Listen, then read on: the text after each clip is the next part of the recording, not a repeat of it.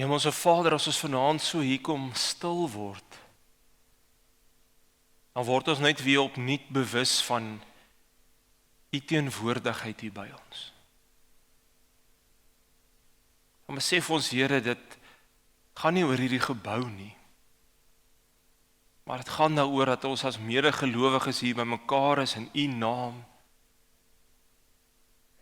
en dat ons graag wil groei in ons verhouding met U. En daarom beleef ons ook U teenwoordigheid vanaand. Here, gee dat nie een van ons hier sal uitstap sonder dat ons iets van U beleef het, iets van U ervaar het, of iets van U geleer het nie.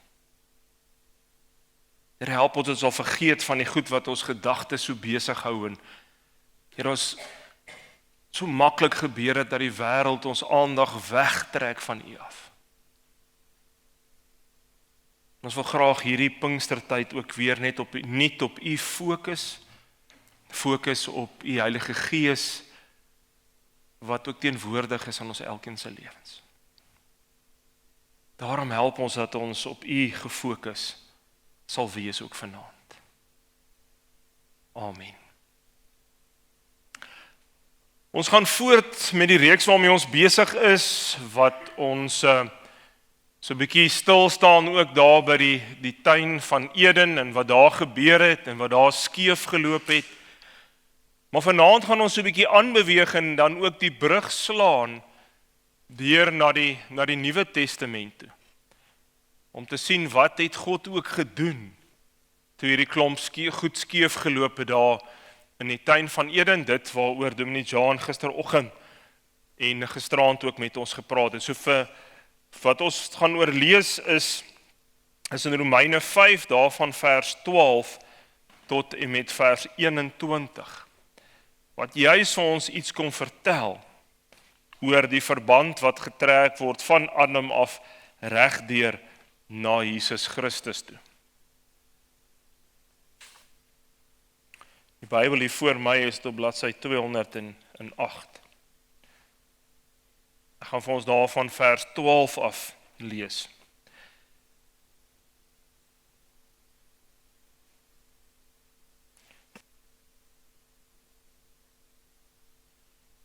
Verder nog dit, deur een mens het die sonde in die wêreld gekom, en deur die sonde die dood.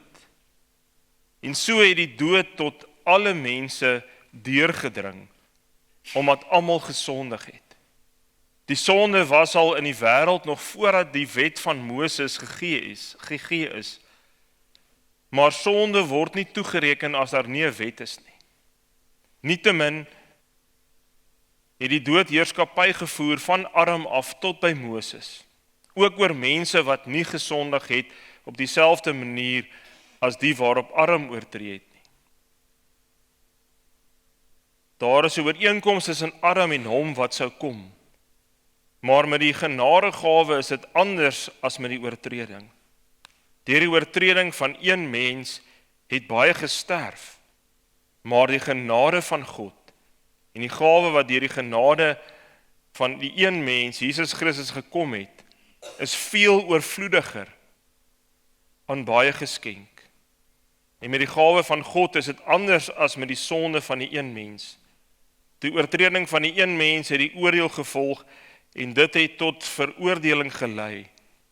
Maar op die baie oortredinge het die genadegawe gevolg en dit het tot vryspraak gelei. Deur die oortreding van die een mens het die dood begin heerskappy voer deur hierdie een mens. Maar deur die een, Jesus Christus, is veel meer bereik. Die wat die oorvloed van genade en die vryspraak as gawe ontvang het, sal lewe en heerskappy voer.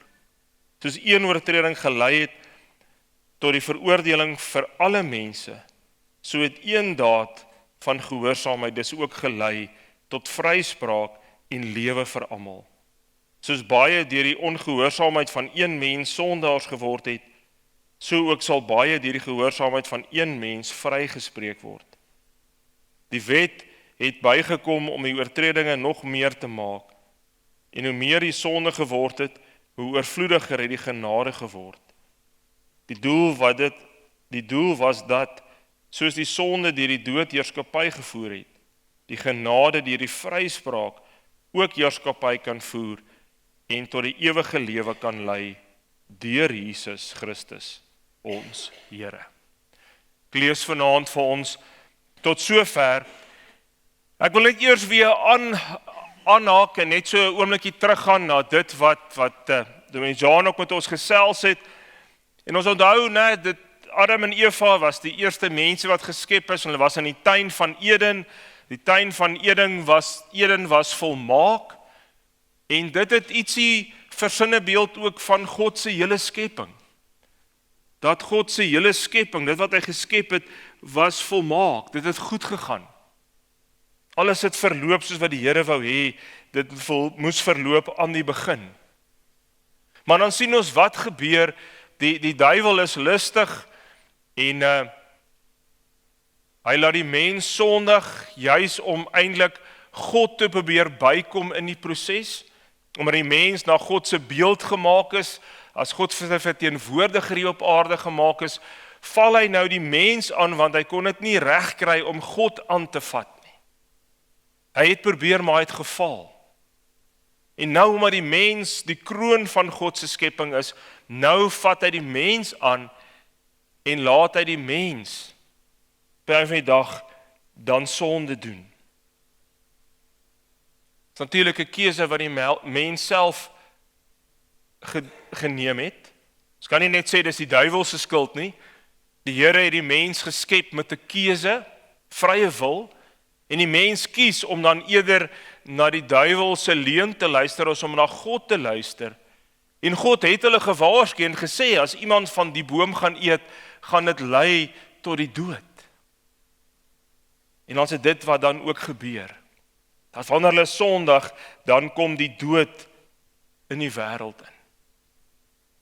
Maar meer as dit, en ek dink ons mis baie keer dit of lees dit nie altyd raak nie, maar deur die mens se sonde lei die hele skepping.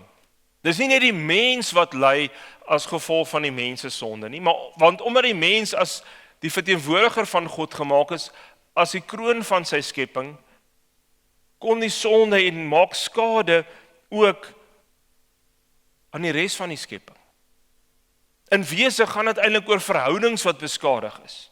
Sonde kom en beskadig die verhouding tussen God en mens, tussen mense onderling, tussen die mens en homself, die mens se eie verhouding met homself en dan die mens se verhouding met die skepping. Ons lees in Genesis 3 vers 17 se B-gedeelte, is die aarde deur jou toedoen vervloek. So ons lees daar dat die aarde is deur die mens se toedoen ook vervloek. So dis nie net die mens wat ly onder sy eie sonde nie. Die aarde, die hele skepping word negatief beïnvloed en geaffekteer deur dit wat die mens gedoen het. Omdat die mens eerder na die duiwel geluister het. En in die proses gaan 'n klomp goed verlore. Die mens verloor sy onskuld, want voor dit was die mens onskuldig, maar nou die mens gekies om na die duiwel te luister, so hy verloor sy onskuld. Die mens verloor sy vrye toegang tot God. Want ons lees, God het in die aand daar in die tuin kom wandel, God het saam met hulle gewandel daar. En ewe skielik verloor die mens dit. Die mens verloor ook sy toegang eintlik tot die lewe. Want die mens word nou uit die tuin van Eden uitgeban.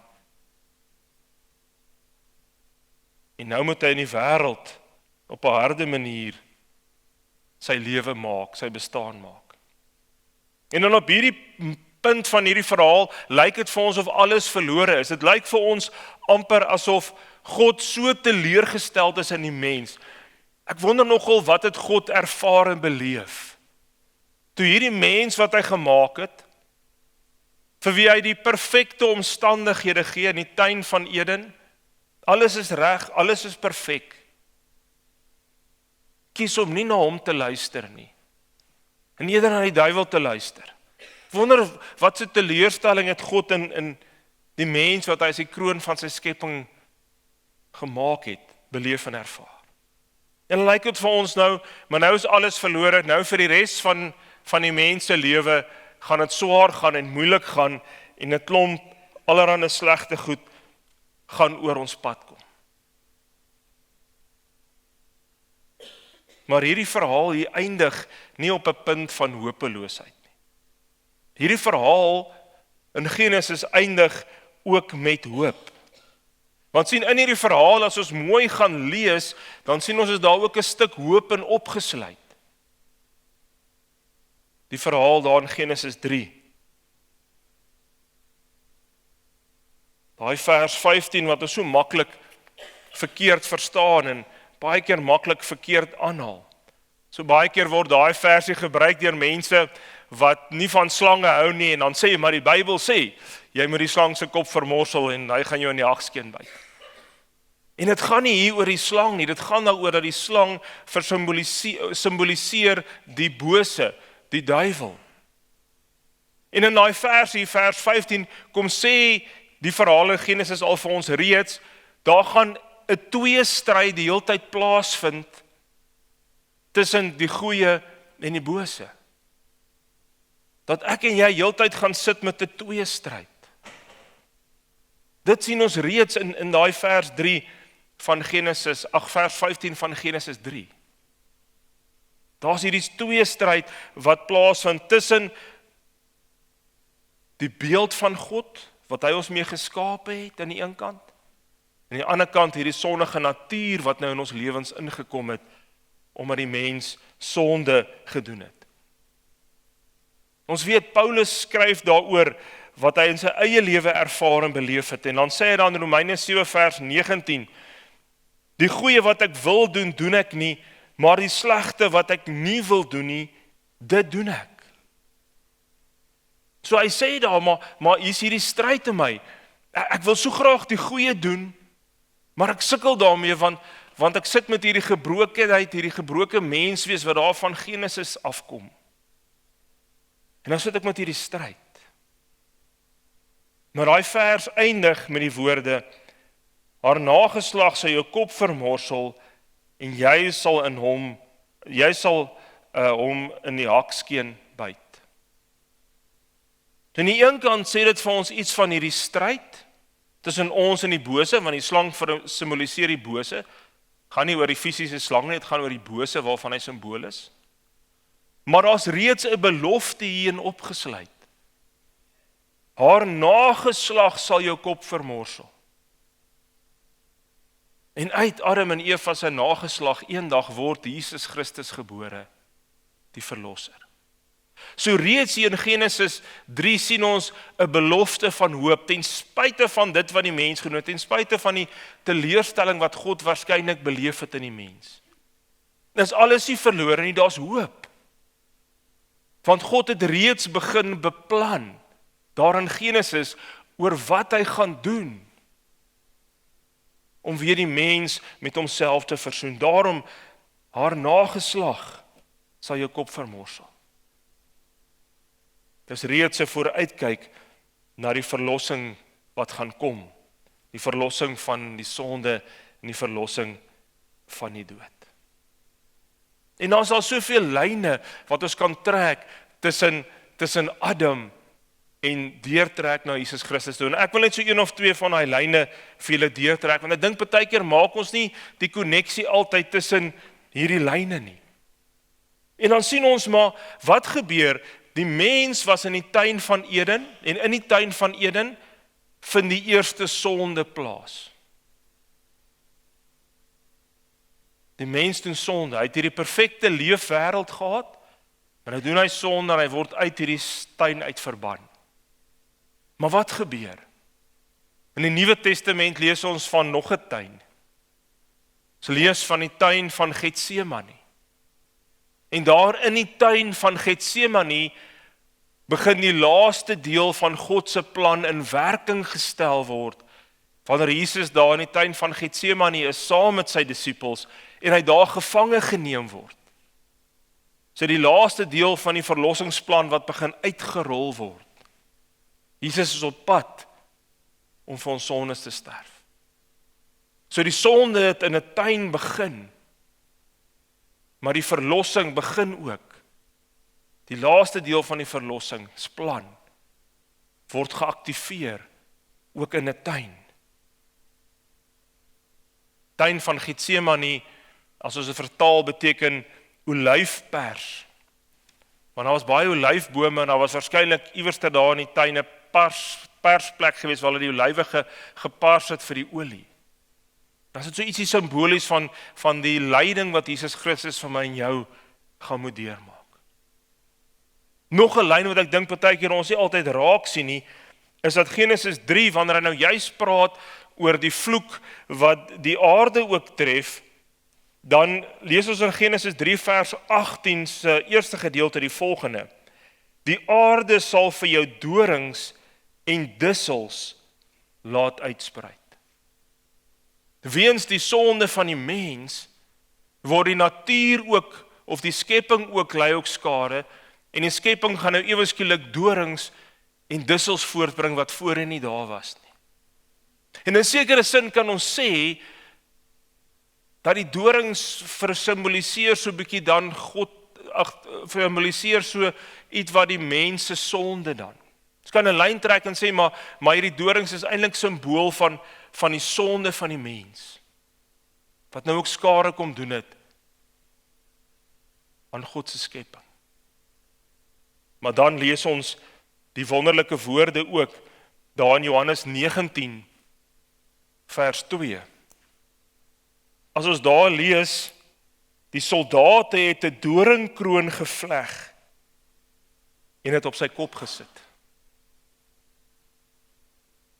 Weens sonde het die aarde begin dorings oplewer. En kan ons sê, die dorings versimboliseer eintlik so 'n bietjie sonde. En dan wanneer Jesus voor hy aan die kruis gesterf word, gaan die soldate en vleg 'n doringkroon en sit 'n doringkroon op sy kop. En sonder dat hierdie soldate dit besef, hulle doen dit om die Here meer die spot te dryf. En sonder dat hulle besef, word dit eintlik simbolies van die wêreld se sonde wat nou op Jesus kom, op Jesus geplaas word. Dat Jesus Christus die wêreld se sonde gaan moet dra. En ek dink partykeer sien ons nie altyd hierdie verbande so mooi en duidelik raak nie. Sonde kom in die wêreld in, omdat die mens eet van die boom van alle kennis. En dit maak dat sonde en dood in die wêreld inkom. Maar dan weet ons, hoe kom herstel Jesus dit? Hoe kom herstel God dit, skus? Deur sy seun Jesus Christus. En Jesus Christus sterf vir ons aan 'n kruis. Maar in die Bybelse tyd was kruisiging gesien as 'n vervloeking. Ons weet die eerste Christene, die eerste gelowiges het glad nie 'n kruis as simbool gebruik wanneer hulle na Jesus Christus verwys het nie. Het was vir hulle te sleg geweest. Dis eers hier, ek praat onder korreksie, want ek dink dit is eers hier van die 4 of die 5de of die 6de eeu na Christus wat hulle begin het om ook 'n kruis te gebruik as simbool. Ons lees daarvan in Galasiërs 3 vers 13, wanneer in Galasiërs 3 vers 13 staan, Christus het ons losgekoop van die vloek wat die wet meebring, deur in ons plek 'n vervloekte te word. Daar staan immers geskrywe, vervloek is elkeen wat aan 'n hout opgehang is. Genesis 3 sê vir ons, daar het 'n vloek oor die wêreld gekom, oor die sonde wat die mens gedoen het. En nou sien ons hier in die Nuwe Testament, Jesus Christus kom koop ons los van daai vloek, deur aan 'n vervloekte kruishout vir my en jou te hang. En dan deur die kruis word die brug geslaan, weer na die boom van die lewe toe. Kruis wat van hout gemaak is ook maar 'n boom. Maar hierdie word dan 'n boom van verlossing, 'n boom van genade vir my en vir jou.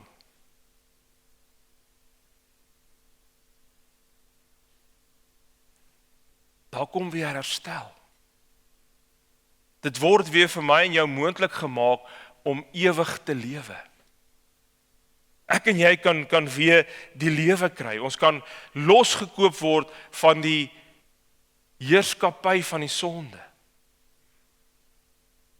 So wat kom doen Jesus Christus? Hy kom maak dit vir my en jou weer moontlik om toegang te kry tot die Vader. Ons weet hoe Jesus Christus aan die kruis sterf vir die voorhangsel by die allerheiligste middeldeur geskeur, die voorhangsel wat skeiding gebring het tussen die allerheiligste en die res van die wêreld, of die res van die skepping dan. As simbool daarvan dat die offer wat Jesus gebring het voldoende was om dit wat skeef geloop het in Genesis 3 weer te kom herstel. Vir my en jou weer op die regte pad te plaas. Weer vir my en jou dit moontlik te maak om te kan leef en te leef soos wat God by einde van die dag dit bedoel het. So die kruis word eintlik dan 'n boom van versoening. Maar dis nie al nie. Die Here Jesus Christus stort dan ook sy Heilige Gees uit op elkeen van ons. Ek en jy ontvang God se Gees, omdat Jesus Christus vir ons aan die kruis gesterf het. En wat kom doen God se Heilige Gees nou? God se Gees kom werk in my en jou en help ons om toe te laat dat die lewe wat ons nou weer kan kry, kan begin realiseer in my en jou lewens. Die Heilige Gees werk in ons en help ons sodat ons weer ons regmatige plek in die skepping kan inneem. Dat ons weer kan begin optree soos wat 'n verteenwoordiger van God moet optree. Die Heilige Gees help dat die beeld van God waarna hy my en jou geskaap het, wat kom beskadig is, kom vertroebel is deur die sonde, dat daai beeld in my en jou weer al hoe meer herstel kan word. En dat ons al hoe meer so kan leef dat God se beeld al hoe duideliker word in my lewe. Maar dit is net moontlik omdat daar 'n kruis was wat die brug geslaan het tussen die sonde, dit wat skeef geloop het daar in Genesis 3, en dan God aan die ander kant. God wat vir my en vir jou wil lewe gee. Maar die groot en die belangrike ding is, dan moet ek en jy toelaat dat die Gees in ons lewens in kan kom en in ons kan werk.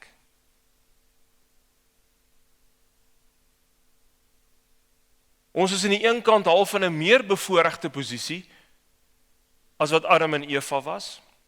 Adam en Eva het God gehad wat in die tuin kom wandel het en met hulle kom praat het.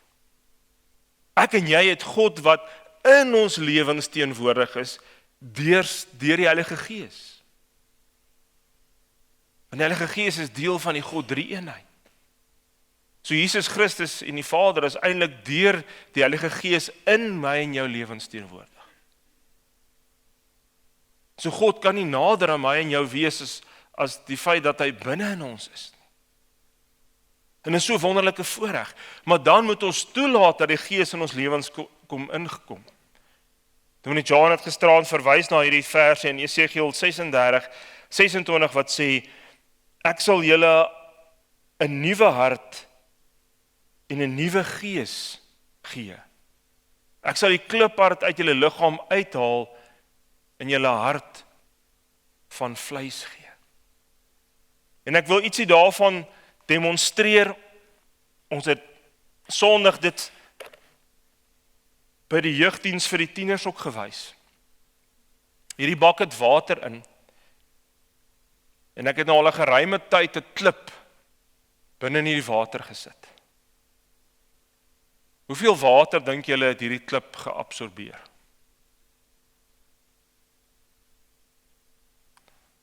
Waarskynlik so min dat dit nie eers noemenswaardig is nie. Hy was in die water. Hy het al die geleentheid gehad om die water te absorbeer, maar omdat dit 'n klip is, die Segiel sê 'n kliphart, absorbeer hy niks nie. Maak dit ook 'n spons hierso. En aanvanklik as ek die spons bo op die water sit, gaan hy net op die water dryf, maar hy gaan tog begin om van hierdie water te absorbeer. En as ek nou 'n bietjie moeite doen in hierdie spons afdruk, net 'n klein bietjie, dan word hierdie spons vol van die water. Ek kan hierdie klip druk so hard as wat ek wil, daar gaan nie regtig water uitkom nie. Miskien net so 'n paar druppeltjies op die oppervlak. En dis wat ook gebeur met die Gees met my en jou. Ek moet eers toelaat dat God my kliphart kom uithaal. En vir my 'n nuwe hart gee, 'n nuwe lewe kom gee, dit wat die kruis vir my en jou moontlik maak. Moet ek daai nuwe lewe aanvaar en my eie maak. En dan kan ek soos hierdie spons wees wat al hoe meer die Heilige Gees in my lewe laat vul. My lewe kom volmaak met die Gees. Vir die klip is dit nie moontlik nie, maar dis my en jou keuse. Die Here gee sy Gees vir almal van ons. Hierdie klip was net soos die spons in die water. Maar het nie die water geabsorbeer nie. En soos dit baie keer ongelukkig met mense wat hulle lewe verhard teenoor die Heilige Gees en nie die Heilige Gees in hulle lewe inlaat nie. Maar hierdie spons, dit vat tyd om die water te absorbeer. En soos dit met my en jou lewe ook.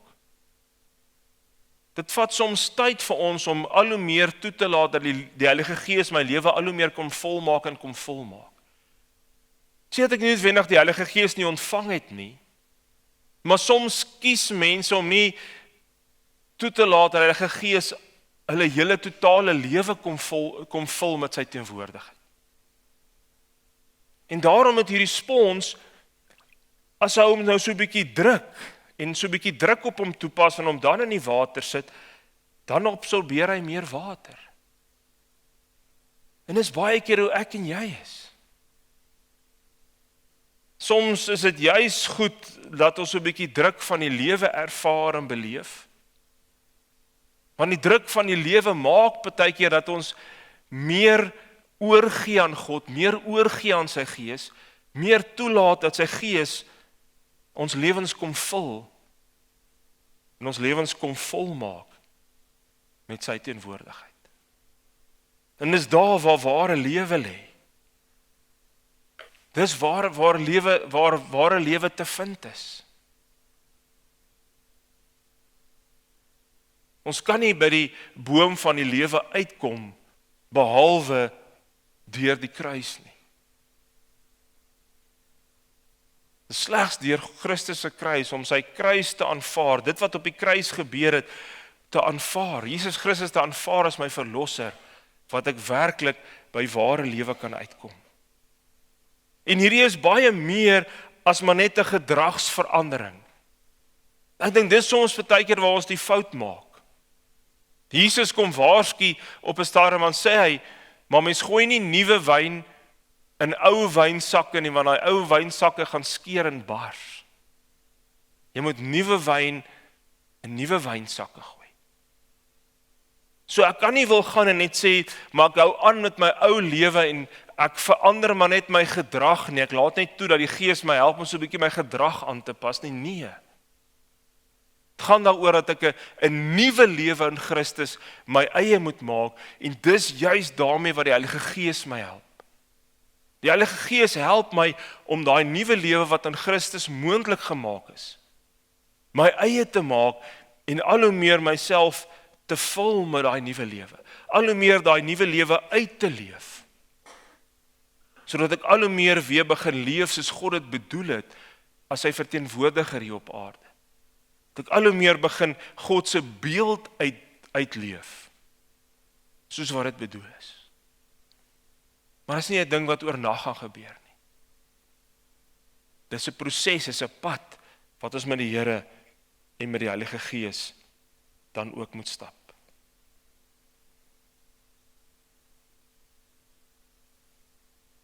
Ek dink partykeer maak ons die fout om te dink om as Christen moet ek al hoe harder probeer. En dit gaan nie oor harder probeer nie. Dit gaan daaroor om meer vanuit God se Gees te leef. Hoe meer ons vanuit sy Gees leef, hoe makliker, hoe meer spontaan gaan dit wees om sy beeld uit te leef. Nie noodwendig wanneer ek harder probeer nie. Die mensdom het in 'n tuin by 'n boom eintlik die lewe verloor. En dan kom God en kom sit hy die mens weer terug. Maak dit vir die mens weer moontlik om werklik te leef. Ook deur die plan in 'n tuin uit te rol. En dan aan 'n kruis, wat eintlik 'n boom van versoening is. Weer vir my en jou die lewe moontlik te maak. Ek sluit af met Romeine 8 vers 2 wat sê, die wet van die Gees wat aan jou in Christus Jesus die lewe gee, het jou vrygemaak van die wet van sonde en dood. Die wet van die Gees wat aan jou in Christus Jesus die lewe gee, jou vrygemaak van die wet van sonde en dood. Kom ons gaan kies om vanuit hierdie nuwe lewe te leef. Wat God weer moontlik gemaak het, deur sy Seun en deur sy Gees, wat nou in my en jou werk. Ek gaan 'n oombliekie gee vir stil gebed, van elkeen net self vir die Here kan vra, dat die Here jou sal help en vir jou sal wys, as jy dalk nog nie toegelaat het, dat die Gees jou hele lewe kom volmaak het. As dat dalk dele is in jou lewe, verhoudings is, aspekte van jou lewe is, wat jy nog nie oorgegee het aan sy Gees se beheer nie. Dat jy die Here sal kan vra om jou te help, om oor te kan gee, sodat sy Gees net meer en meer jou lewe kan volmaak.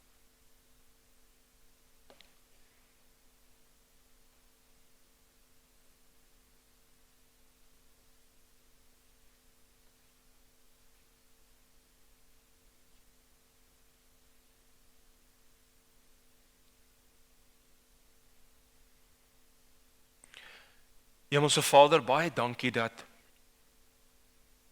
toe die mens verkeerd gekies het daar in Genesis, toe die mens u kom teleurstel deur eerder vir die duiwel te luister as na u, ten spyte daarvan dat u alles vir die mens gegee het. Dat u nie u rug op die mensdom gedraai het. Dat u nie so teleurgesteld of seer gemaak gevoel het dat u die mensdom aan sy eie genade oorgelaat het. En dankie dat ons al reeds daar in Genesis 3 kan sien, dat daar reeds al 'n plan is wat begin in plek val het. Om dit wat die sonde kom steel het, weet ek om teruggee aan alle mense. Dankie Here Jesus Christus dat u bereid was om aarde te kom as mens en dat net soos wat die sonde deur een mens in die wêreld gekom het en gemaak het dat almal op die einde dag sondig. Dat die genade en verlossing ook deur een mens gekom het. En dat daai genade en verlossing baie groter is as die ergste sonde. Dankie dat ons weet dat al het die sonde deur 'n boom in 'n tuin in die wêreld ingekom en gemaak dat die wêreld vervloek geraak het. Dankie Here Jesus Christus dat u daar in die tuin van Getsemane gebid het en gesê het, Vader, nie my wil nie, maar u wil. En dat die finale deel van God se verlossingsplan kon begin ontvou het in 'n tuin.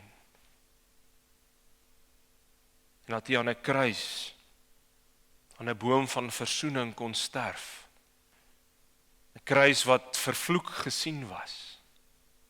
Op daai kruis het U die vloek wat in die wêreld ingekom het deur die sonde, het U kom wegneem deur aan 'n vervloekte kruishout te hang. Dankie dat U die Heilige Gees vir ons gee, die Heilige Gees wat ons help om hierdie goed te verstaan. Dankie dat U Gees ons help om die verband te kan trek tussen dit wat in Genesis skeef geloop het en dit wat U Here Jesus Christus kom herstel het as die enigste ware Messias. Dankie dat U Gees ons help om weer ons regmatige plek as U verteenwoordigers in te neem. Dankie dat U Gees ons help om weer meer so te leef dat U beeld in ons sigbaar kan word. Dit hoe U aanvanklik ons geskep het voordat die sonde dit kom vertroebel het. Ja, Here, my help dat ons nie sal vergeet dat daar eintlik hierdie stryd in ons is waarvan ons in die Nuwe Testament lees. 'n Stryd van tussen ons sondige natuur wat nou ingekom het en U beeld waarna U ons geskep het. Help dat ons die stryd eintyd sal stry met die krag wat U Gees vir ons gee. Eintyd sal volhard tot die einde toe. Help dat U Gees vir ons sal wys watter dele, watter aspekte van ons lewens het ons nog nie onder U Gees se beheer geplaas nie. En help dat ons dit sal kan doen. Help dat ons sal kan volledig oorgee. Dat U Gees volledig beheer sal neem van elke deel en elke aspek van ons lewens. Help dat ons hierdie goeie nuus ook sal gaan uitleef en sal gaan uitdra na 'n gebroke wêreld wat so nodig het om hierdie goeie nuus te hoor. Ons vra dit in U naam alleen. Amen. Ontvang ook die seën van die Here. Die Here sal julle seën en julle beskerm. Die Here sal tot julle redding verskyn en julle genadig wees. Die Here sal julle gebede verhoor en aan elkeen sy vrede gee. Amen.